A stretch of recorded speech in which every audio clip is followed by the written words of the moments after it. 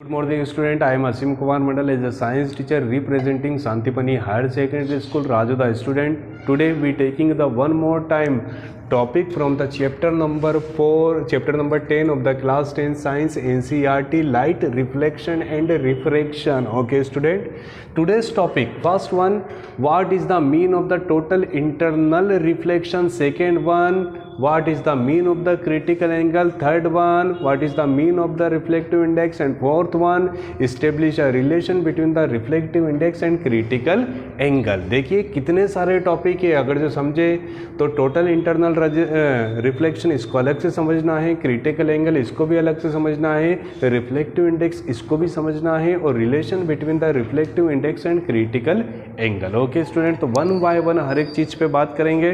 This is a video number 13 of the chapter number 10. ठीक है, सिर्फ इसी चैप्टर में मैंने इतने सारे वीडियो बनाए. आप सभी वीडियोस को ध्यान से देखेंगे तो हर एक वीडियो में थोड़ा थोड़ा, फॉर एग्जांपल लीनियर मैग्नीफिकेशन क्या होता है, लेंस फार्मूला क्या होता है, मिरर फार्मूला क्या होता है, रेरर मीडियम क्या है, डेंसर मीडियम क्या है, what is the importance of the reflective index, what is the purpose from rarer to denser, denser to rarer and so on. ये सारे बेसिक कॉन्सेप्ट को आप देखिएगा, उसके बाद आप इस आर्टिकल पे आइएगा. अगर जो आपने नहीं देखा तो मैं थोड़ा बहुत रिकॉल करूँगा, but it is not 100%. Student, in the case जब भी कोई दो या दो से ज़्यादा मीडियम की बात करता हूँ, let we consider two mediums. ठीक है, for example air medium and water medium. Air medium, here air medium. ठीक है, कोई हाथ हिलाने में मेहनत नहीं हो रही, बट जब वाटर मीडियम में हाथ हिलाऊंगा तो थोड़ी सी मेहनत हो रही है. मतलब density of water medium is high as compare to density of air medium. Okay student, बात समझ आ रही है आपको? तो जो एयर मीडियम है, air medium defined as a rarer medium and water medium defined as a denser medium. First one concept about the rarer medium and denser medium, ये आपको समझ आया. अब आपको दो वर्ड समझ आ गए, रेरर मीडियम क्या होता है और डेंसर मीडियम क्या होता है. Third one, surface. What is the mean of the surface? ठीक है, सरफेस वो होती है, ठीक है, जहाँ पर कोई बीम आती है और रिफ्लेक्ट होके चले जाती है. फर्स्ट वन, बट कुछ in the case of the refraction beam एक मीडियम से दूसरे मीडियम में इंसर्ट होती है, तो वो पॉइंट जहां से मीडियम चेंज होता है उस पर्टिकुलर प्लेस को क्या बोला जाता है? Surface. And normal, what is the mean of the normal? A perpendicular line between the two surface on surface are known as the normal. मतलब सिर्फ और सिर्फ इतना बोलूंगा, परपेंडिकुलर होना चाहिए. ध्यान से देखेंगे student, we have to see about the total internal reflection, critical angle. ये सारे वर्ड समझने तो हमको सारी फिलोसफी याद होना चाहिए. Okay, rarer medium and denser medium, low density medium. अब आप ये बोलेंगे सर ये डेंसिटी क्या होता है? तो आपने कई बार देखा होगा न्यूज़ेस में, ठीक है, दिल्ली की वेदर न्यूज़ में देखा होगा, जब स्मोक बहुत ज़्यादा हो जाता है वहाँ पर, तो वहाँ पर क्या हो जाता है, दूर की चीज़ दिखाई नहीं देती. That means density will be high. Density high हो गई मतलब हम उसको एज कंपेयर प्रीवियस मीडियम के कंपेयर में क्या बोलेंगे? Denser medium. ओके स्टूडेंट, तो रेरर मीडियम वो होता है जिसकी डेंसिटी कम होती है और डेंसर मीडियम वो होता है जिसकी डेंसिटी हाई होती है. ओके, जब भी हम दो मीडियम या दो से ज़्यादा मीडियम को लेंगे तो हम जब भी कंपैरिजन करते हैं, भले यहाँ पर तीन लोग खड़े, बट कंपैरिजन तो आपको पहले दो के बीच में करना पड़ेगा, फिर सेकंड. तो दो के बीच में कंपैरिजन होएगा तो जिसकी डेंसिटी लो है उसको हम रेरर मीडियम बोलेंगे और जिसकी डेंसिटी हाई है उसको क्या बोलेंगे? Denser medium. Okay, now reflective index. What is the mean of the reflective index in the real life? Okay, जैसे आप फॉर एग्जांपल, हाँ मैं आपको बता देता हूँ, आपके जो मोबाइल का ग्लास होता है, ठीक है, जब आप उस ग्लास के लिए जाते हैं, मुझसे ज़्यादा आपको नॉलेज होगा, डिफरेंट नाम होते हैं उन ग्लासेस के. एक 30 रुपीज़ का, एक 50 रुपीज़ का, एक 80 रुपीज़ का, एक, ठीक है. जब आप पूछते हैं what is the basic difference between the these and these, ये 30 रुपीज़ और ये 80 रुपीज़ के बीच में क्या डिफरेंस है, तो वो बताता है. ठीक है, देखिए, ठीक है, ये बिल्कुल मजबूत है. तो सर ये जो क्वालिटी फैक्टर की बात हो रही है, इसी को हम साइंस की लैंग्वेज में क्या बोलते हैं? Reflective index. We take the another real example. For example, आपकी गाड़ी का साइड मिरर ब्रेक हो चुका है, आप मार्केट में जाएंगे साइड मिरर के लिए तो 100 रुपीज़, 200 रुपीज़, 300 रुपीज़, 400 रुपीज़. ये कंपनी का तो 500 रुपीज़. तो आप पूछेंगे what is the basic difference, तो बोलेगा क्वालिटी. बट आप देख रहे हैं सभी में क्या आपका फेस तो वैसे ही दिख रहा, मतलब इमेज क्या हो रही है? सेम दिख रही है. तो सर वो क्या डिफरेंस है? तो सर डिफरेंस आपको बाद में पता चलेगा, जब आप गिरते हो तो वो जो साइड मिरर एक कंपनी का है तो वो नहीं टूटेगा, बिकॉज वहाँ पर उसका रिफ्लेक्टिव इंडेक्स हाई है। ओके स्टूडेंट, रिफ्लेक्टिव इंडेक्स, अब मैं यहाँ पे डेंसिटी नहीं बोलूँगा, reflective index of glass is high.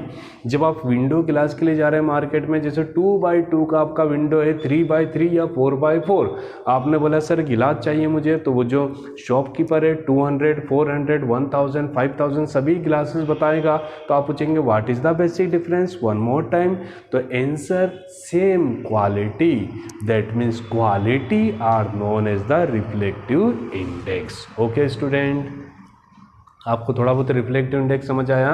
Reflective index इसकी वैल्यू भी होती है 1.2, 1.4, ऐसी बिल्कुल छोटी छोटी वैल्यूज होती है। तो this is a reflective index and what is the mean of the rarer and denser medium, low that means a rarer, high that means a denser, low density that means a rarer medium, high density that means a denser medium, and reflective index भी आपको थोड़ा बहुत समझ आया होगा। अब ध्यान से देखिए, आपको जो मैं ये पर्टिकुलर दो प्रॉपर्टीज बता रहा हूँ, when any beam of light arrive through rare to denser medium, ध्यान से देखिए, air that means a rare medium, water that means a denser medium. आप सभी को पता है एयर जो है हल्का है, ठीक है, तो rare medium, density low, density high.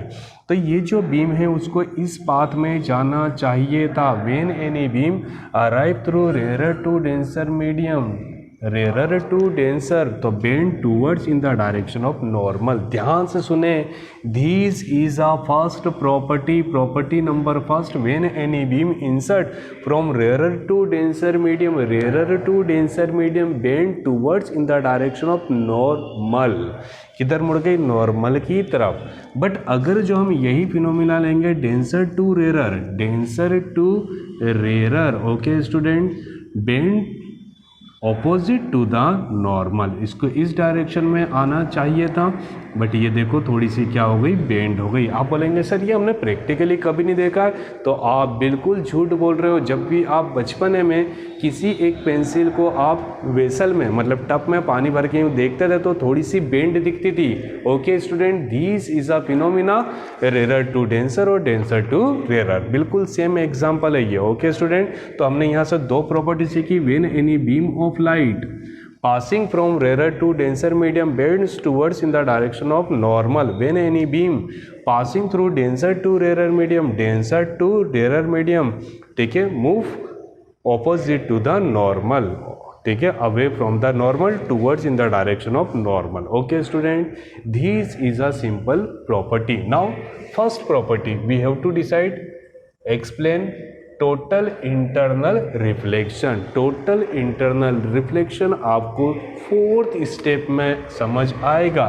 Step number 1, ध्यान से देखिए, let we consider this is a denser medium and this is a rare medium, depends on you. आप कोई सा भी मीडियम ले लीजिए, यहाँ पर वाटर तो यहाँ पर एयर, यहाँ पर ग्लास तो यहाँ पर water, depends on you.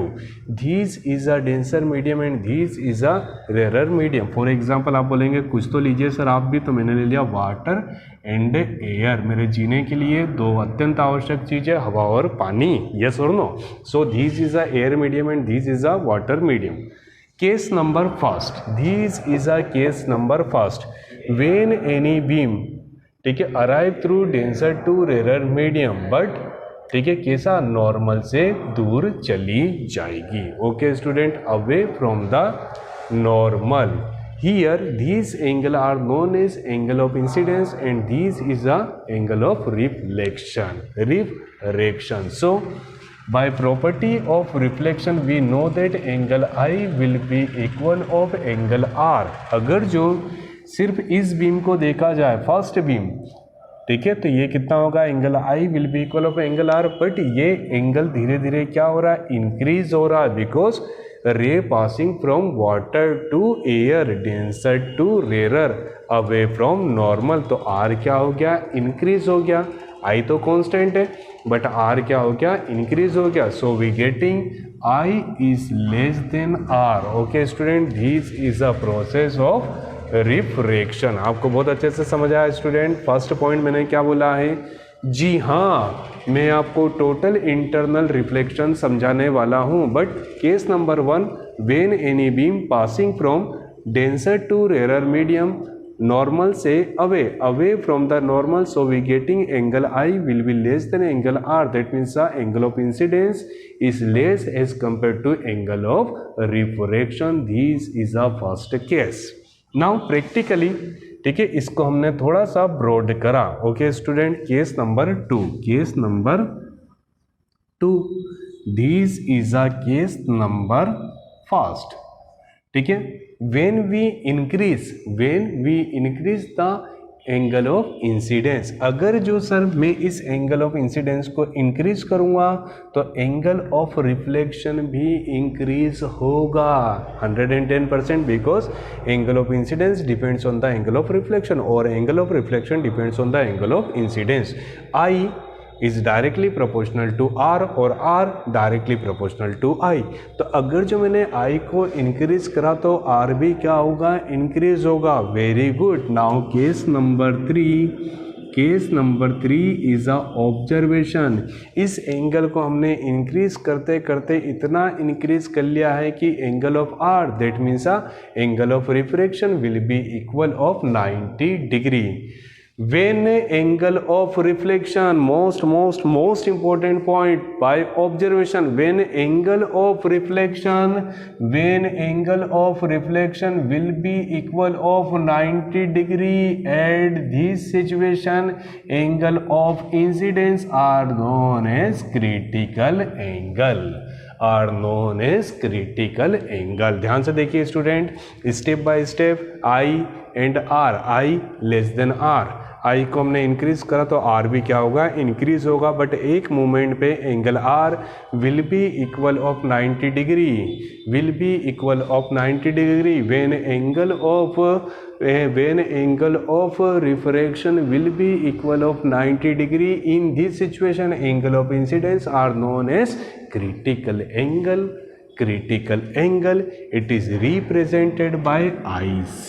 Okay student, ठीक है. केस नंबर 3 आपको समझ आया. ये एक सिंपल प्रैक्टिकल है. Step 1, step 2, step 3. This is a definition of critical angle. I hope you getting the proper meaning of critical angle. आप बोलेंगे सर आप तो टोटल इंटरनल रिफ्लेक्शन समझा रहे, तो ध्यान से देखिए. Now again case number 4. देखिए, देखिए, here angle of incidence, we increase angle of incidence, again we increase angle of incidence. R धीरे धीरे will be equal of 90 degree. अब आर की वैल्यू, ठीक है, व्हेन आर मोर देन 90